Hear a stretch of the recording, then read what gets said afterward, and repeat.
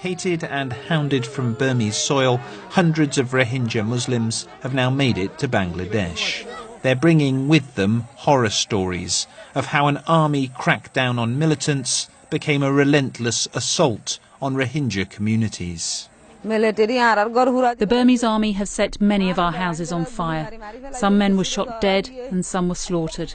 We are in deep pain. We feel like jumping into the sea.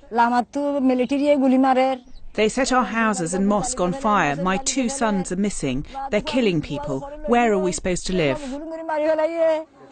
These Rohingya won't be missed. Though many families have been in Myanmar, also known as Burma, for generations, most people see them as illegal immigrants who belong in Bangladesh.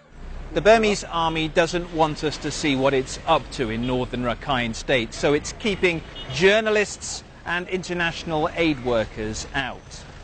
But that's not stopped grim accounts emerging almost every day of abuses being committed against Rohingya civilians. We took a close look at what had happened in and around a Rohingya community called Darjizar, speaking to Rohingya and using video they filmed. These people are now living in the open after they fled soldiers who entered their village on November the 12th, looking for armed militants. With a helicopter flying overhead, the soldiers opened fire, killing men and, we're told, women and children. No one can tell us exactly how many died. When people felt safe enough to return, they found those that had fallen.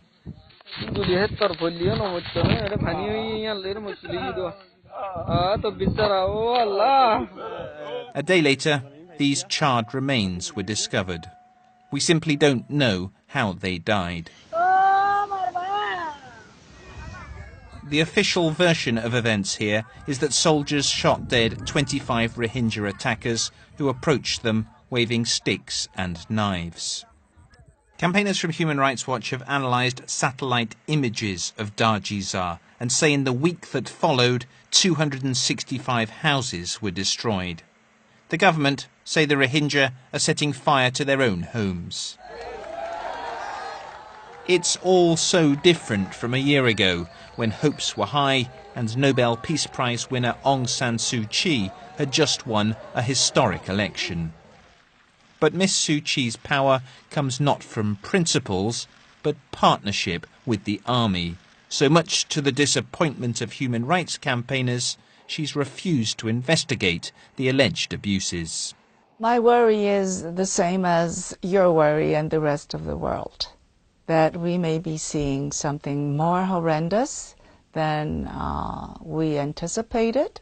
But unless we have a credible investigation, we will not know that, will we? Awful things are taking place in northern Rakhine State, whether it's a crudely managed counterinsurgency or, as some say, ethnic cleansing. The continued suffering of the Rohingya is beyond question. Jonah Fisher, BBC News, Myanmar.